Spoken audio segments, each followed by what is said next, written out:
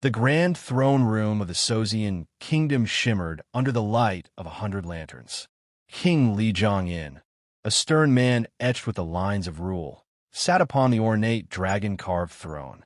To his right, slightly lower, sat First Queen Shin, her gentle eyes downcast, her hands folded neatly in the lap of her deep blue silk robe. To his left, Second Queen Yoon observed everything with a sharp, calculating gaze, a faint smirk playing on her lips as she adjusted the expensive jewels on her own vibrant red hanbok.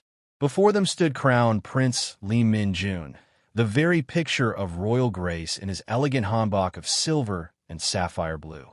But a keen observer would notice the tension in his jaw, the way his knuckles were bleached white where he held his hands behind his back. Just a step behind, and to his right stood his shadow and his shield, Kang Dae-hyun. Dae-hyun's posture was ramrod straight, his face an impassive mask befitting his role as the prince's personal guard, his dark gray and black robes seeming to absorb the light around him. The king's voice, deep and unwavering, echoed through the silent hall.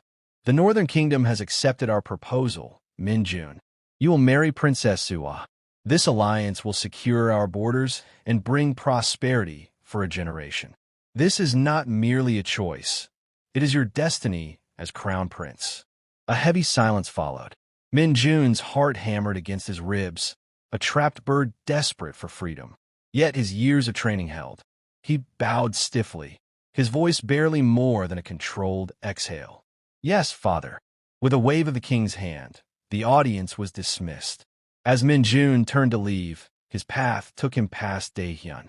For a single, fleeting moment their eyes met. It was not a look between a prince and his guard. It was a raw, silent scream of shared agony, a universe of unspoken words passing between them in a heartbeat. Then, as quickly as it happened, it was gone. Both men looked away, the mask of duty firmly back in place, and they walked out of the throne room, the weight of the unsaid confession hanging heavier than any royal decree. That night, unable to bear the silence, Min-jun sought refuge in the moonlit pavilion. There, with his loyal guard close by, the walls between them finally shattered. Years of restraint gave way to raw confession, and for the first time, Min-jun's heart spoke freely. Dehyan resisted, torn by duty and fear, but the truth burned too bright to deny. When their lips met, it was tender, desperate, and long overdue. A forbidden love, sealed under the cover of night, yet not unseen. The second Queen Yoon was passing by when she accidentally saw the prince and his right-hand man in an unacceptable position. Second Queen Yoon paced before the king's desk in his private chambers, her voice a venomous whisper. "My king, I bring news that chills my blood to speak it. I feared for the stability of our kingdom, so I have been vigilant." She paused for dramatic effect. "Last night I saw him. I saw our crown prince. He was not studying treaties or practicing his swordsmanship. He was in a secluded western pavilion, locked in a sinful embrace." The king's head snapped up, his eyes narrowing. "What are you implying? Speak plainly, woman." Queen Yoon leaned forward, her words dripping with malicious delight.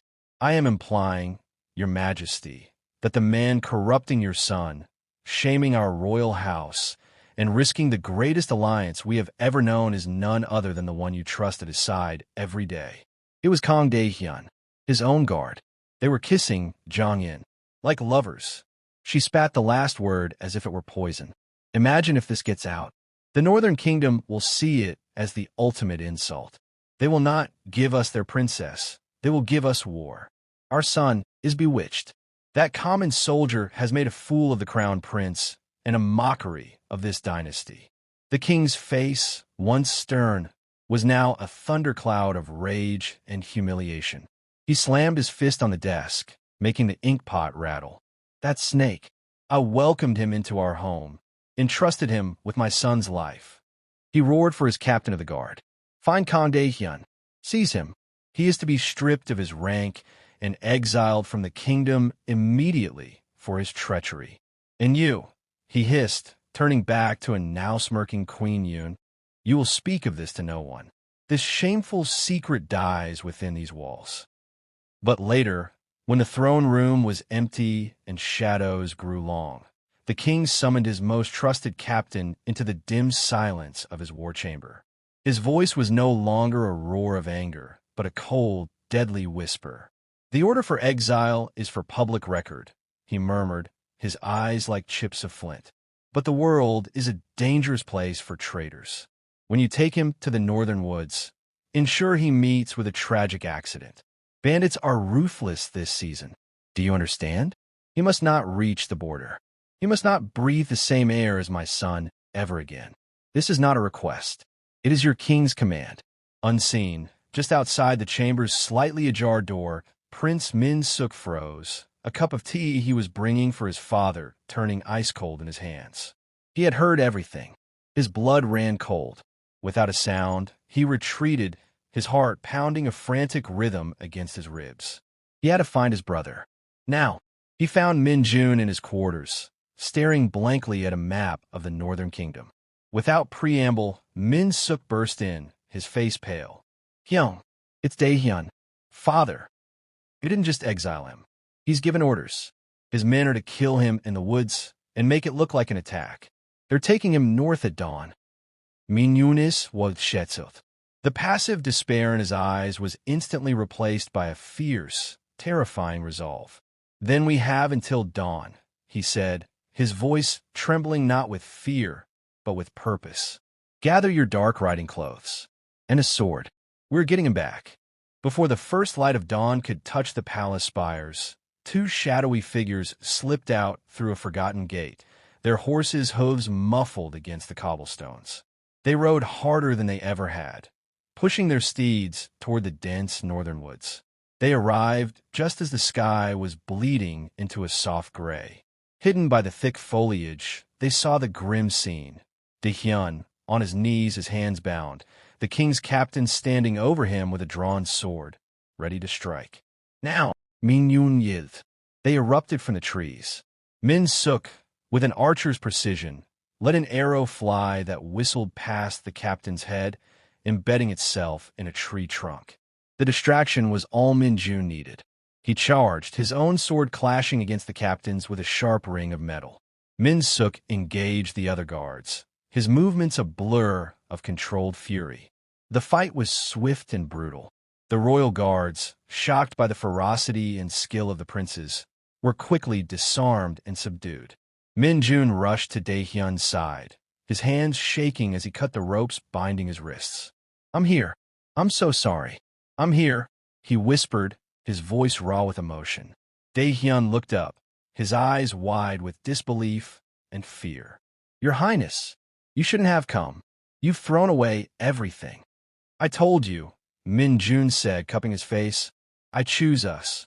The three of them caught their breath in a small, sun-dappled clearing a safe distance away. The weight of their actions settled upon them.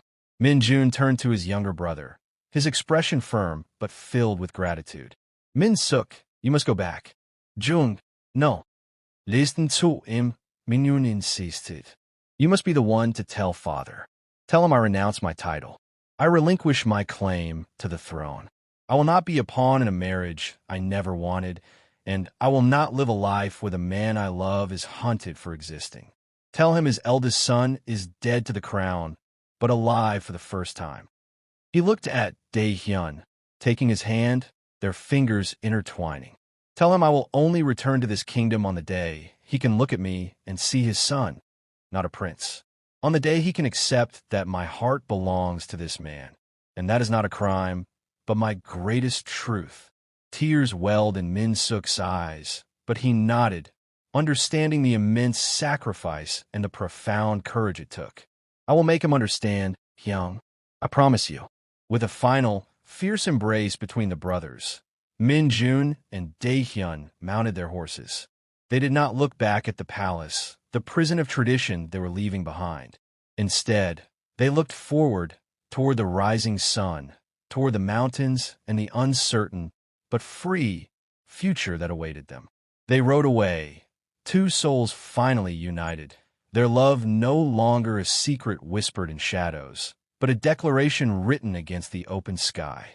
Min-suk stood alone for a long time, watching until they were specks on the horizon. He wiped his tears, squared his shoulders, and turned to face the palace, to face the king. He was no longer just a younger brother. He was a prince with a mission, carrying the hope of a love that dared to challenge a kingdom.